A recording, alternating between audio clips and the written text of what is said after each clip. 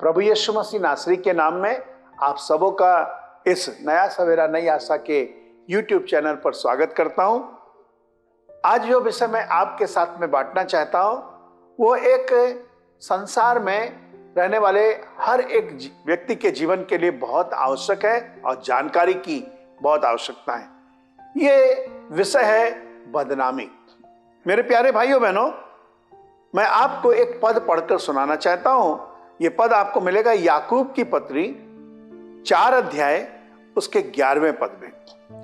हे भाइयों, बहनों को भी कहना चाहता हूं, हे भाइयों, एक दूसरे की बदनामी ना करो।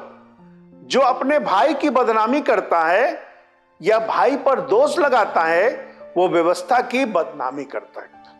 एक शब्द है बदनामी, बदनाम करना। मेरे प्यारे भाइयों बहनों, आज संसार में कई लोग ऐसा काम कर रहे हैं।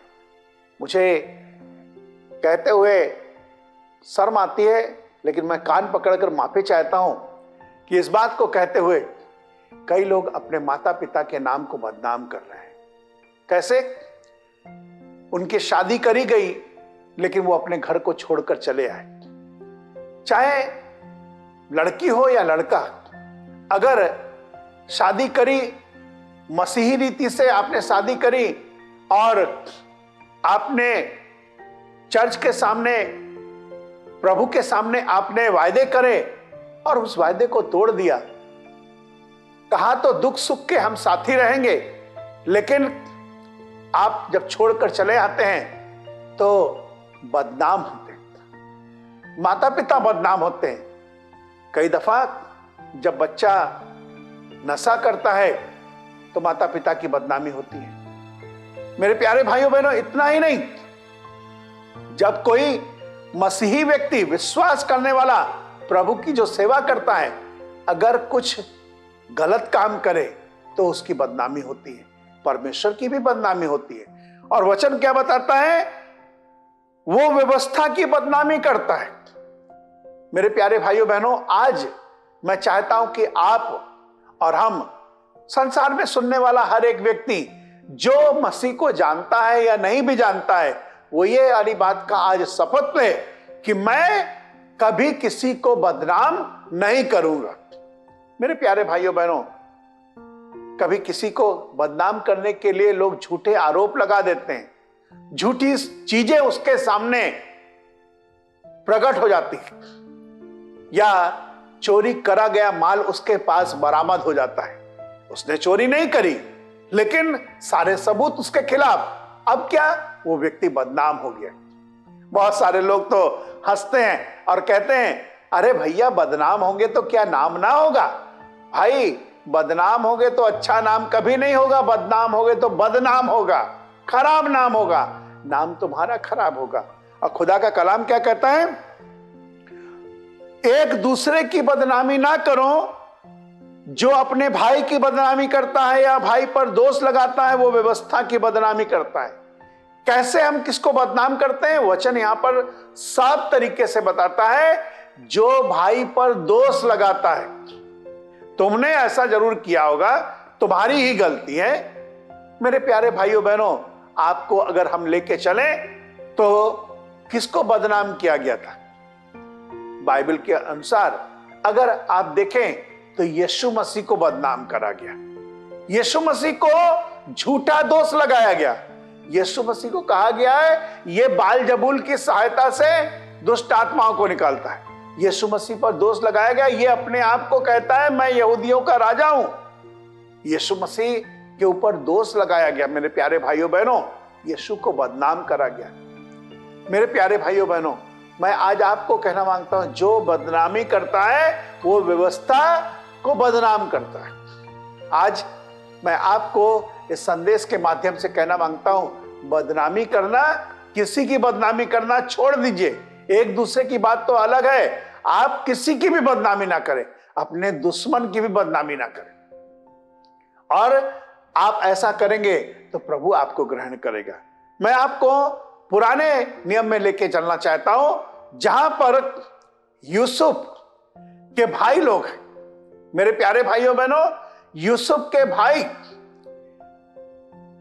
ऐसा काम करने लगे, उन्होंने अपने भाई के खिलाफ एक षड्यंत्र रचा और पहले तो उसको एक ऐसे कुएं में डाल दिया जहां पर से वो ना निकाला जा सके। मेरे प्यारे भाइयों बहनों, कुछ समय के बाद उनको बेच दिया गया। मेरे प्यारे भाइयों बहनों, यूसुफ बिक्री होकर पोतीपर के घर में आया। पोतीपर की स्त्री ने उसको बदनाम कर दिया, यूसुफ को।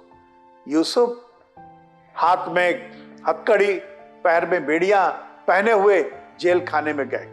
मेरे प्यारे भाइयों बहनों, यूसुफ को झूठा बदनाम किया गया, सच्चा नहीं, लेकिन बदनाम तो हुआ। मेरे प्यारे भाइयों बहनों, खुदा का कलाम कहता है किसी पर दोष ना लगाओ, इस तरीके से उसकी बदनामी होती है।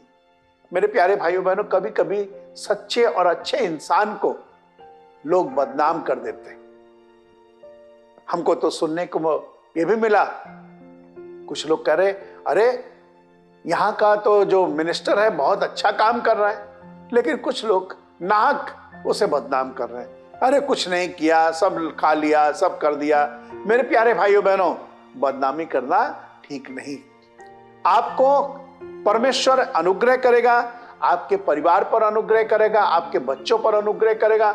और मेरी ये दिल की ख्वाहिश है कि आप में से हर एक जन, जब परमेश्वर यीशु मसीह नासरी के नाम में आप अपना जीवन बिता रहे, तो बदनाम करना छोड़ दीजिए। मेरे प्यारे भाइयों बहनों, शैतान ने यीशु मसीह के सामने एक याजक को बदनाम कर दिया। याजक के कपड़े मैले थे। परमेश्वर ने कहा कि इसके मैले कुचैले कपड़े निकाल कर फेंक दो। यीशु ने उस काम को करा। मेरे प्यारे भाइयों बहनों, हम में से जितने लोग आज मसीह में हैं, उन सब के लिए ये वाली बात को कहना चाहते हैं, हम सबको परमेश्वर ने एक बड़ा नाम दिया है और हम सबका जो बदनाम था वो अपने ऊपर ले लिया और यीशु मसीह ने हमारे लिए एक अच्छा नाम दिया। और वचन क्या बताता है?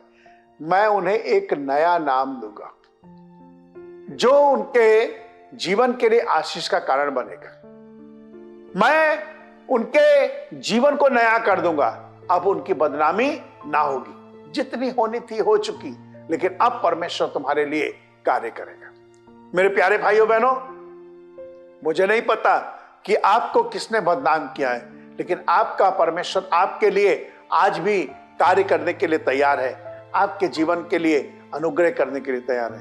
मैं आपको एक और जगह लेके चलना चाहता हूं, जहां पर यीशु मसीह याकूब के कुएं के पास है और यीशु मसीह के पास एक औरत आई और लोग सोचने लगे कि ये औरत इसके लिए खाना लेकर आई है।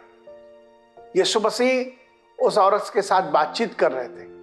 मेरे प्यारे भाइयों बहनों, कुछ लोग ने ऐसे बदनाम करा, खासतौर से जब यीशु मसीह जीवित हो गए तो एक बड़ा चर्चा हुआ, अरे यीशु मसीह जिंदा नहीं हुए, यीशु मसीह के शव को उनके चेले चुरा कर लेकर चले गए। मेरे प्यारे भाइयों बहनों, ये बड़ा बदनाम हुआ। लेकिन मैं आज आपको कहना मांगता हूं, यीशु मसीह तो सच्चा परमेश्वर है, आपके लिए हमारे लिए कार्य करता है। और उस परमेश्वर के नाम को मैं धन्यवाद देकर इस बात को कहना चाहता हूं कि किसी की बदनामी ना करें, क्योंकि जो भाई पर दोष लगाता है वो व्यवस्था की बदनामी करता है और व्यवस्था पर दोष लगाता है। तो यदि तू व्यवस्था पर दोष लगाता है तो तू व्यवस्था पर चलने वाला नहीं, पर उस पर हाकिम ठहरा। व्यवस्था देने वाला और हाकिम तो एक ही है, जिसे बचाने और नाश करने की सामर्थ्य है। तू कौन है जो अपने पड़ोसी पर दोष लगाता है?